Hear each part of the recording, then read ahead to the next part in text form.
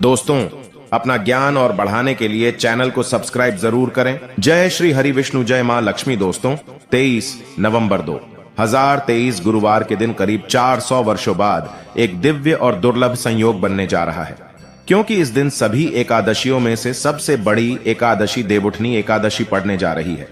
दोस्तों, ये एकादशी गुरुवार के दिन पड़ रही है, जिस वजह से इस दिन 3 बड़े योगों का निर्माण हो रहा है, जो कि है धन लक्ष्मी योग, अमृत सिद्धि योग और गजकेसरी योग। दोस्तों, इन 3 योगों के निर्माण की वजह से इस एकादशी पे भगवान विष्णु और मां लक्ष्मी की असीम कृपा बरसने वाली है। और अगर इस दिन आप चुपचाप किसी को बिना बताए तुलसी से जुड़ा ये टोटका कर लेते हैं तो आपकी सभी समस्याओं का हल संपूर्ण रूप से हो जाएगा।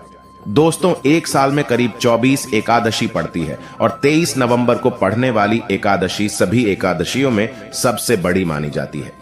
इसलिए इस दिन तुलसी से जुड़ा ये अचूक उपाय आपकी हर परेशानी को हल कर देगा, चाहे वो धन को लेके हो या सेहत या संतान की प्राप्ति को लेके। इसलिए दोस्तों, वीडियो को आखिर तक जरूर देखें। और दोस्तों, अगर आप भी अपने जीवन में भगवान श्री हरि विष्णु की कृपा पाना चाहते हैं तो इस वीडियो को लाइक करके कमेंट में जय श्री हरि जय मां लक्ष्मी लिखना ना भूले। दोस्तों, हर साल कार्तिक मास के शुक्ल पक्ष की एकादशी तिथि को देवउठनी एकादशी मनाई जाती है। देवउठनी एकादशी का दिन श्री हरि विष्णु को समर्पित है। इस दिन जगत के पालनहार श्री हरि विष्णु अपनी 4 महीने की योग निद्रा से जागते हैं। इसके बाद से ही सभी मांगलिक कार्य आरंभ हो जाते हैं। इसके अलावा देवउठनी एकादशी भगवान विष्णु को प्रसन्न करने के लिए भी बेहद उत्तम मानी जाती है। इस दिन भगवान विष्णु को प्रसन्न करने के लिए कुछ लोग व्रत रखते हैं और पूजा करते हैं।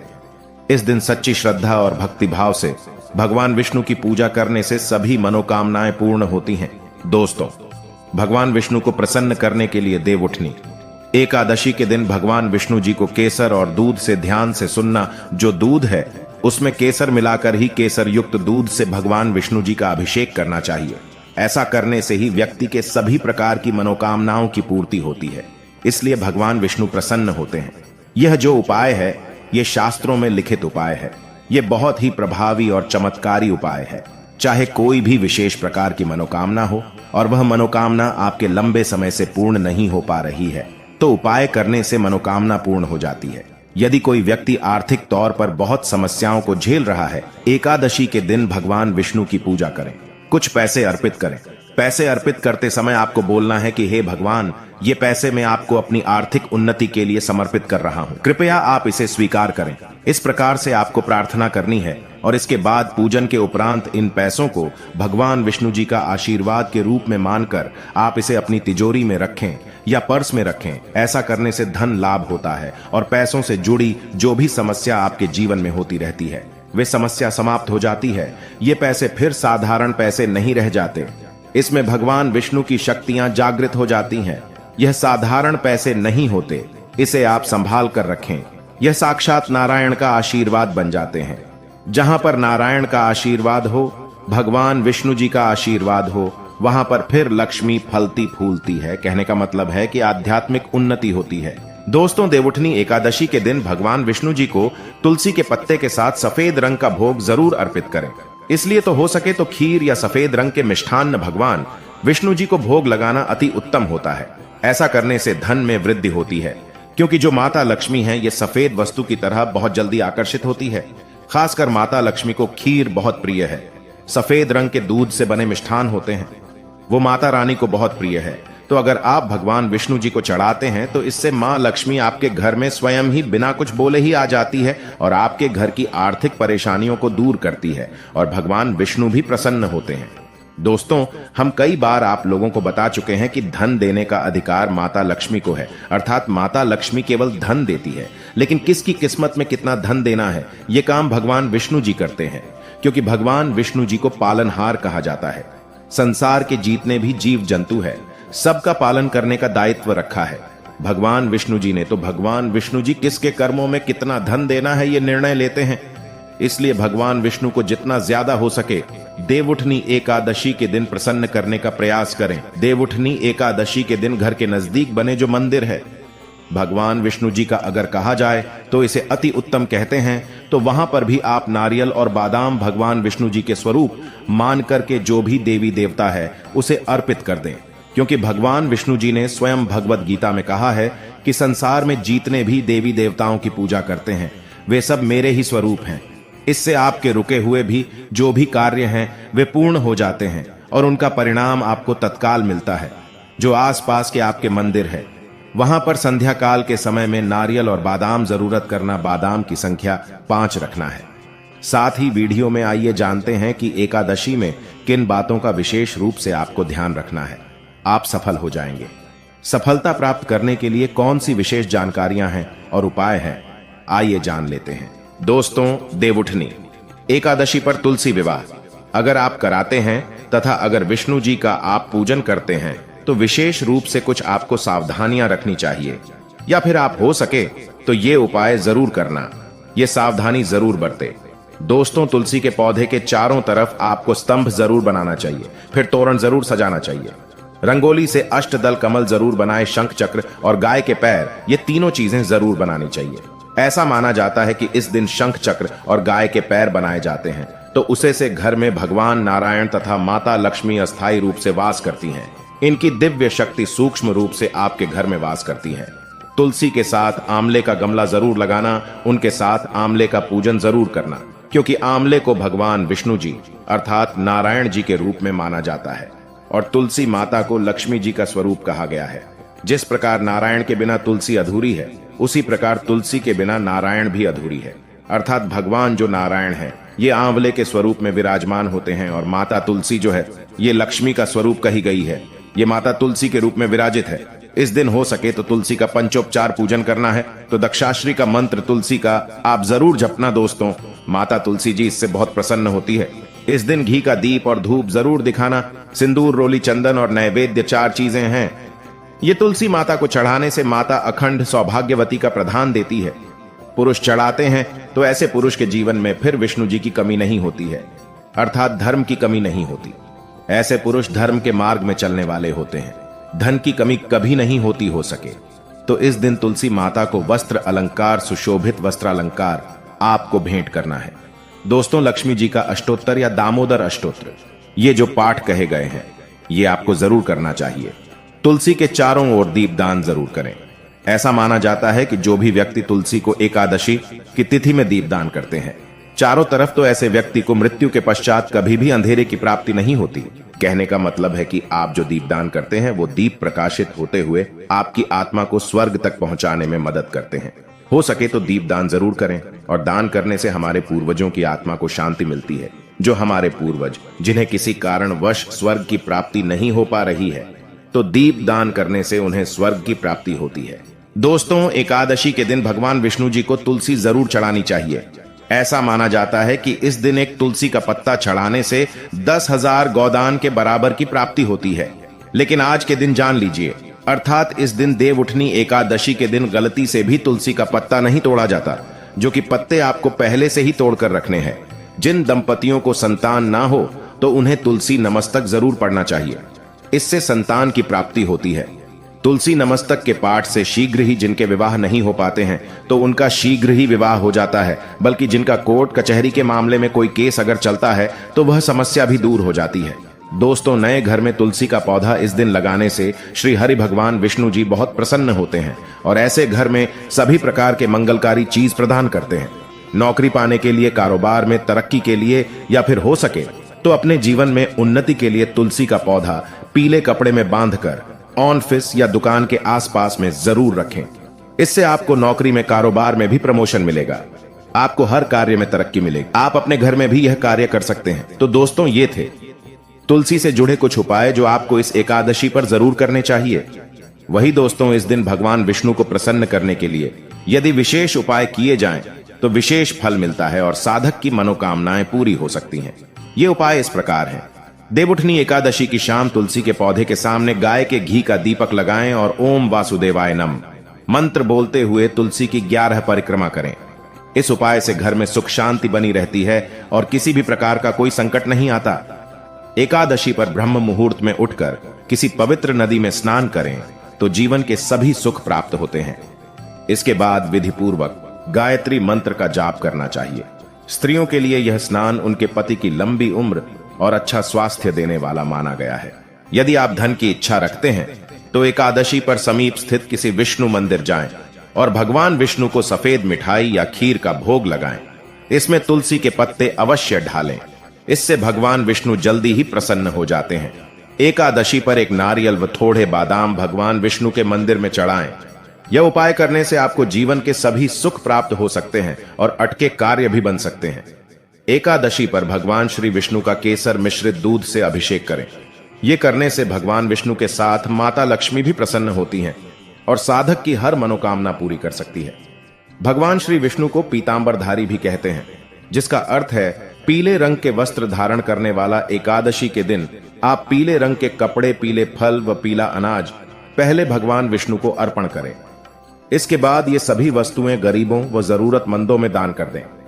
ऐसा करने से भगवान विष्णु की कृपा आप पर बनी रहेगी। यदि आप निरंतर कर्ज में फंसते जा रहे हैं तो एकादशी पर समीप स्थित किसी पीपल के वृक्ष पर पानी चढ़ाएं और शाम के समय दीपक लगाएं। पीपल में भी भगवान विष्णु का ही वास माना गया है। इस उपाय से जल्दी ही आप कर्ज मुक्त हो सकते हैं। इस दिन दक्षिणावर्ती शंख में जल भरकर भगवान श्री विष्णु का अभिषेक करें। इस उपाय से भगवान विष्णु और मां लक्ष्मी दोनों प्रसन्न होते हैं। धन की कामना रखने वाले साधक एकादशी के दिन नीचे लिखे मंत्र का 5 माला जाप करें। ओम ह्लीं ऐं क्लीं श्री। एकादशी के दूसरे दिन किसी ब्राह्मण को भोजन करवाकर उसे दक्षिणा वस्त्र आदि भेंट स्वरूप प्रदान करें। इससे आपको लाभ हो सकता है। एकादशी पर भगवान विष्णु की पूजा करें और पूजा करते समय कुछ पैसे विष्णु भगवान की मूर्ति या तस्वीर के समीप रख दें। पूजन करने के बाद यह पैसे फिर से अपने पर्स में रख लें। इससे धन लाभ होने की संभावना बन सकती है। काफी कोशिशों के बाद भी यदि आमदनी नहीं बढ़ रही है या नौकरी में प्रमोशन नहीं हो रहा है तो एकादशी पर 7 कन्याओं को घर बुलाकर भोजन कराएं। भोजन में खीर अवश्य होना चाहिए। कुछ ही दिनों में आपकी कामना पूरी हो सकती है। तो दोस्तों, ये थे कुछ उपाय जो कि इसके दिन आपको जरूर करने चाहिए।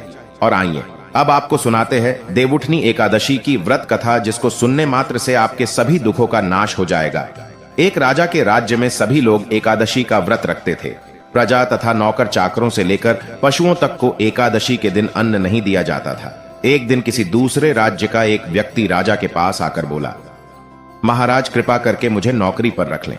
तब राजा ने उसके सामने एक शर्त रखी कि ठीक है, रख लेते हैं, किंतु रोज तो तुम्हें खाने को सब कुछ मिलेगा, पर एकादशी को अन्न नहीं मिलेगा।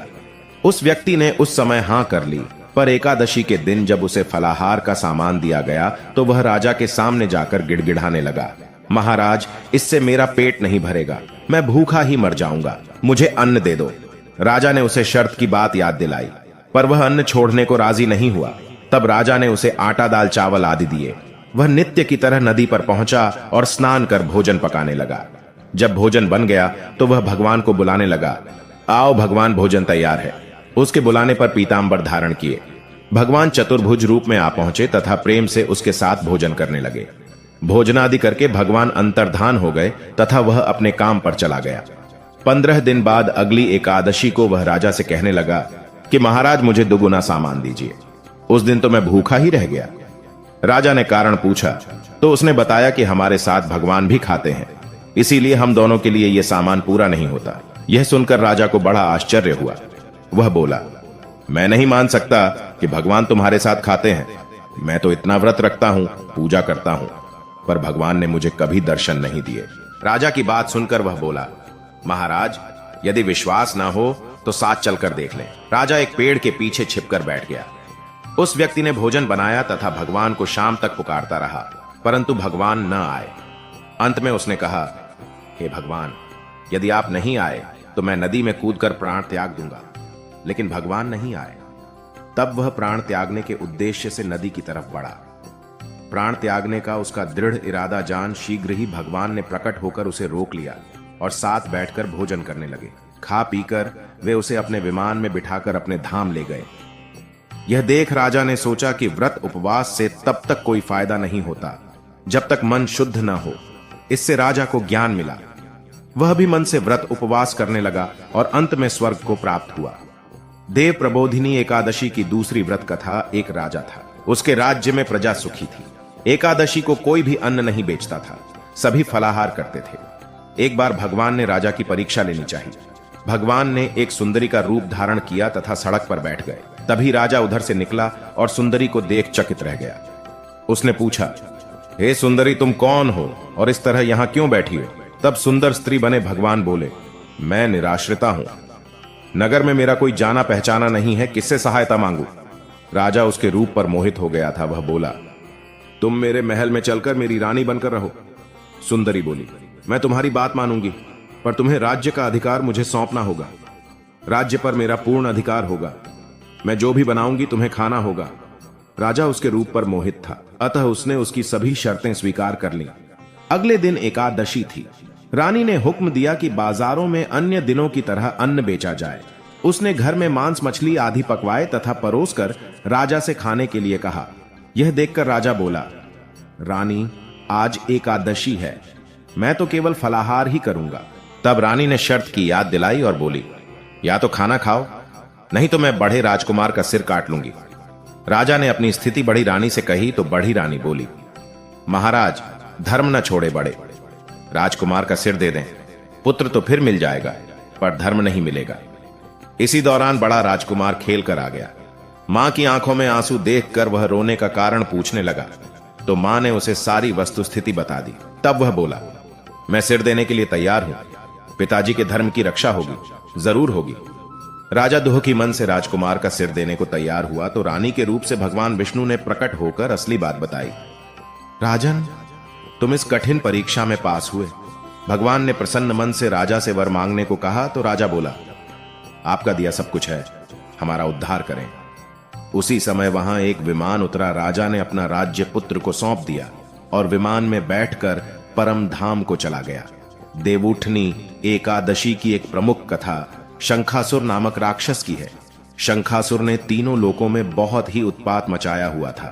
तब सभी देवताओं के आग्रह करने पर भगवान विष्णु ने उस राक्षस से युद्ध किया और यह युद्ध कई वर्षों तक चला। युद्ध में वह असुर मारा गया और इसके बाद भगवान विष्णु विश्राम करने चले गए।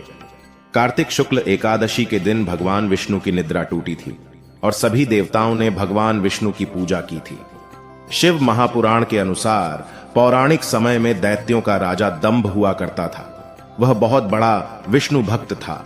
कई सालों तक उसके यहां संतान नहीं होने के कारण उसने शुक्राचार्य को अपना गुरु बनाकर उनसे श्री कृष्ण मंत्र प्राप्त किया। यह मंत्र प्राप्त करके उसने पुष्कर सरोवर में घोर तपस्या की। भगवान विष्णु उसकी तपस्या से प्रसन्न हुए और उसे संतान प्राप्ति का वरदान दे दिया। भगवान विष्णु के वरदान से राजा दंभ के यहां एक पुत्र में जन्म लिया। इस पुत्र का नाम शंखचूड़ रखा गया। बड़ा होकर शंखचूड़ ने ब्रह्मा जी को प्रसन्न करने के लिए पुष्कर में घोर तपस्या की। उसकी तपस्या से प्रसन्न होकर ब्रह्मा जी ने उसे वरदान मांगने को कहा। तब शंखचूड़ ने वरदान मांगा कि वह हमेशा अजर अमर रहे, वह कोई भी देवता उसे नहीं मार पाए। ब्रह्मा जी ने उसे यह वरदान दे दिया और कहा कि वह बद्रीवन जाकर धर्मध्वज की पुत्री तुलसी जो तपस्या कर रही है उससे विवाह कर ले। शंखचूड़ ने वैसा ही किया और तुलसी के साथ विवाह के बाद सुखपूर्वक रहने लगा। उसने अपने बल से देवताओं, असुरों, दानवों, राक्षसों, गंधर्वों, नागों, किन्नरों, मनुष्यों तथा त्रिलोकी के सभी प्राणियों पर विजय प्राप्त कर ली। वह भगवान श्री कृष्ण का परम भक्त था। शंखचूड़ के अत्याचारों से सभी देवता परेशान होकर ब्रह्मा जी के पास गए और ब्रह्मा जी उन्हें भगवान विष्णु के पास ले गए। भगवान विष्णु ने कहा कि शंखचूड़ की मृत्यु भगवान शिव के त्रिशूल से ही होगी, अतः आप उनके पास जाएं। भगवान शिव ने चित्ररथ नामक गण को अपना दूत बनाकर शंखचूड़ के पास भेजा। चित्ररथ ने शंखचूड़ को समझाया कि वह देवताओं को उनका राज्य लौटा दे, परंतु शंखचूड़ ने मना कर दिया और कहा कि वह महेश्वर से युद्ध करना चाहता है। भगवान शिव को जब यह बात पता चली तो वे युद्ध के लिए अपनी सेना लेकर निकल पड़े। इस तरह देवता और दानवों में घमासान युद्ध हुआ, परंतु ब्रह्मा जी के वरदान के कारण शंखचूड़ को देवता नहीं हरा पाए। भगवान शिव ने शंखचूड़ का वध करने के लिए जैसे ही अपना त्रिशूल उठाया, तभी आकाशवाणी हुई कि जब तक शंखचूड़ के हाथ में श्रीहरि का कवच है और इसकी पत्नी का सतीत्व अखंडित है, तब तक इसका वध असंभव है। आकाशवाणी सुनकर भगवान विष्णु वृद्ध ब्राह्मण का रूप धारण कर शंखचूड़ के पास गए और उससे श्रीहरि कवच दान में मांग लिया। शंखचूड़ ने वह कवच बिना किसी संकोच के दान कर दिया। इसके बाद भगवान विष्णु शंखचूड़ का रूप बनाकर तुलसी के पास गए। शंखचूड़ रूपी भगवान विष्णु ने तुलसी के महल के द्वार पर जाकर अपनी विजय होने की सूचना दी। यह सुनकर तुलसी बहुत प्रसन्न हुई और पतिरूप में आए भगवान का पूजन किया, रमण किया। ऐसा करते ही तुलसी का सतीत्व खंडित हो गया और भगवान शिव ने युद्ध में अपने त्रिशूल से शंखचूड़ का वध कर दिया। तब तुलसी को पता चला कि वे उनके पति नहीं हैं, बल्कि वे तो भगवान विष्णु हैं। क्रोध में आकर तुलसी ने कहा कि आपने छल पूर्वक मेरा धर्म भ्रष्ट किया है और मेरे पति को मार डाला, अतः मैं आपको श्राप देती हूं कि आप पाषाण होकर धरती पर रहे। तब भगवान विष्णु ने कहा, देवी, तुम मेरे लिए भारतवर्ष में रहकर बहुत दिनों तक तपस्या कर चुकी हो। तुम्हारा यह शरीर नदी रूप में बदलकर गंडकी नामक नदी के रूप में प्रसिद्ध होगा। तुम पुष्पों में श्रेष्ठ तुलसी का वृक्ष बन जाओगी और सदा मेरे साथ रहोगी। तुम्हारे श्राप को सत्य करने के लिए मैं पाषाण बनकर रहूंगा। गंडकी नदी के तट पर मेरा वास होगा। देव प्रबोधिनी एकादशी के दिन भगवान शालिग्राम व तुलसी का विवाह संपन्न कर मांगलिक कार्यों का प्रारंभ किया जाता है। हिंदू धर्म मान्यता के अनुसार इस दिन तुलसी शालिग्राम विवाह करने से अपार पुण्य प्राप्त होता है। जय माता लक्ष्मी। धन्यवाद।